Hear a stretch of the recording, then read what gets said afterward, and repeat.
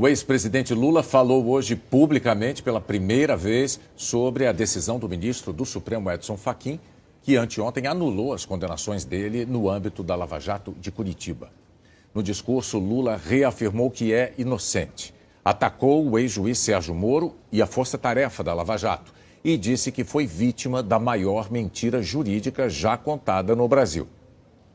O ex-presidente Lula chegou ao Sindicato dos Metalúrgicos do ABC Paulista, em São Bernardo do Campo, usando máscara. Em seguida, explicou que iria tirar a proteção para que a imprensa pudesse ouvir melhor o pronunciamento e que iria manter distância de todos.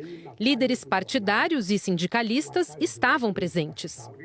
No pronunciamento de pouco mais de 1h20, Lula manifestou solidariedade às vítimas do coronavírus. Começou seu discurso lembrando do dia em que foi preso. Faz quase 3 anos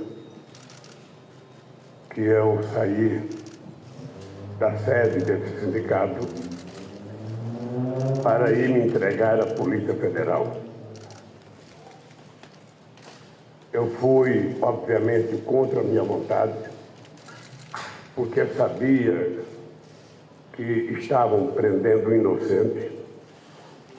Muitos dos que estavam aqui não queriam que eu fosse me entregar. E eu tomei a decisão de me entregar porque não seria correto um homem na minha idade, um homem com a construção da história construída junto com vocês, pudesse aparecer na capa dos jornais e na televisão como fugitivo. Como eu tinha clareza das inverdades contadas sobre mim, eu então tomei a decisão de provar a minha inocência dentro da sede da Polícia Federal, perto do juiz Moro. Antes de eu ir, nós temos escrito um livro e eu fui a pessoa que dei a palavra final no título do livro, de que a verdade vencerá. Eu tinha tanta confiança e tanta consciência do que estava acontecendo no Brasil, que eu tinha certeza que esse dia chegaria. E ele chegou. No pronunciamento, o ex-presidente Lula se disse vítima da maior mentira jurídica já contada no Brasil. E depois de citar a história de um escravo que levou chibatadas, disse que não tem mágoas. Então, se tem um cidadão que tem razão de estar magoado com as chibatadas, sou eu. Não estou. As pessoas pensam que depois de dar chibatada, joga um pouco de sal e pimenta e a pessoa vai se curar ao longo do tempo. Não importa as cicatrizes que fiquem nas pessoas. Eu sei de que eu fui vítima da maior mentira jurídica contada em 500 anos de história. Eu sei que a minha mulher, a Marisa, morreu por conta da pressão e o AVC se apressou. Eu fui proibido até de visitar o meu irmão dentro de um caixão, porque tomaram uma decisão que queria que eu viesse para São Paulo, que eu fosse para o quartel do 2º Exército em Ibirapuera e meu irmão dentro do caixão fosse me visitar. E ainda disseram que não podia ter nenhuma fotografia. Então, se tem um brasileiro que tem razão de ter muitas e profundas mágoas, sou eu. Mas não tenho. Sinceramente, eu não tenho, porque o sofrimento que o povo brasileiro está passando, o sofrimento que as pessoas pobres estão passando nesse país, é infinitamente maior de qualquer crime que cometeram contra mim. É maior do que cada dor que eu sentia quando estava preso na Polícia Federal. Lula agradeceu o ministro do Supremo, Edson Fachin, que anteontem anulou as condenações do ex-presidente no âmbito da Lava Jato de Curitiba. Com a decisão de Fachin, o ex-presidente recuperou direitos políticos e se tornou elegível. O ministro Fachin não julgou o mérito dos processos, ou seja, não inocentou nem condenou Lula. Fachin enviou as ações para a Justiça Federal em Brasília porque elas não têm relação direta apenas com a Petrobras. Ao longo do discurso, Lula falou extensamente sobre os processos que pesam sobre ele.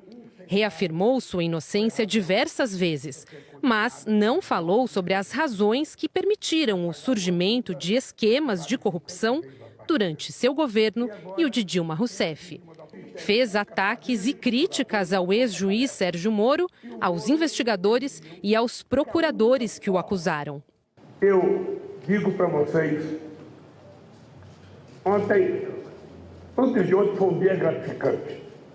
Eu sou agradecido ao ministro, Fachin, porque ele cumpriu uma coisa que a gente reivindicava desde 2016.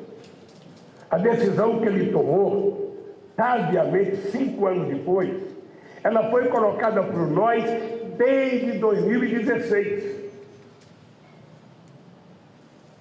A gente cansou de dizer a inclusão do Lula e a inclusão da Petrobras na vida do Lula como criminoso era a razão pela qual a quadrilha de procuradores da Lava Jato, não o Ministério Público, a quadrilha de procuradores da Força Tarefa e o Moro entendiam que a única forma de me pegar era me levar para a Lava Jato.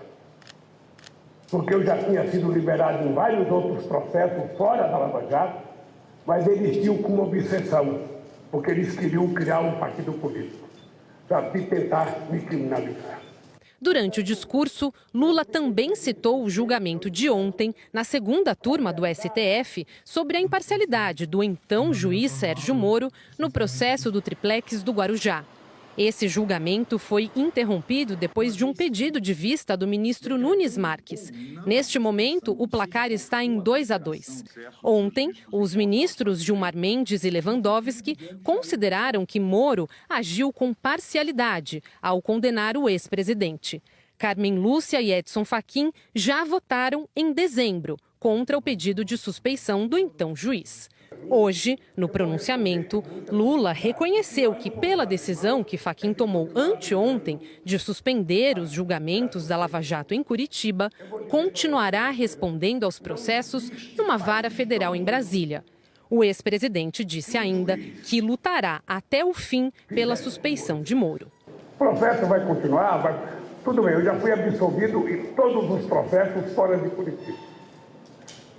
Mas nós vamos continuar brigando para que o Moro seja considerado suspeito, porque ele não tem o direito de se transformar no maior mentiroso da história do Brasil e ser considerado herói por aqueles que queriam me culpar.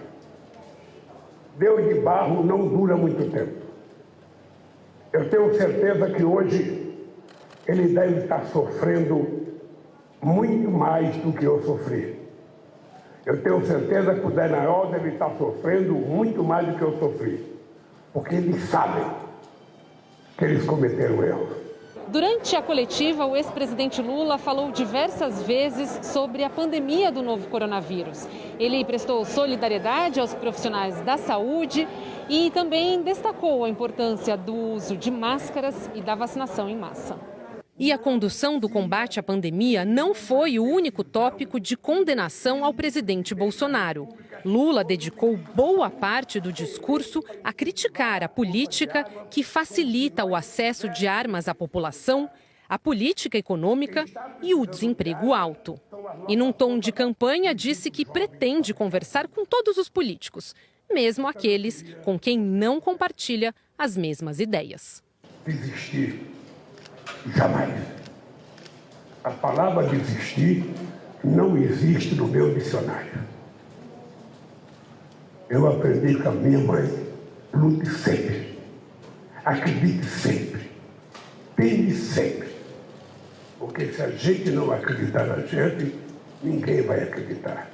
Se você não se respeitar, ninguém vai se respeitar.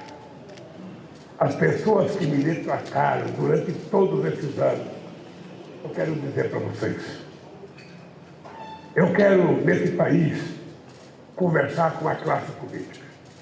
Porque muitas vezes,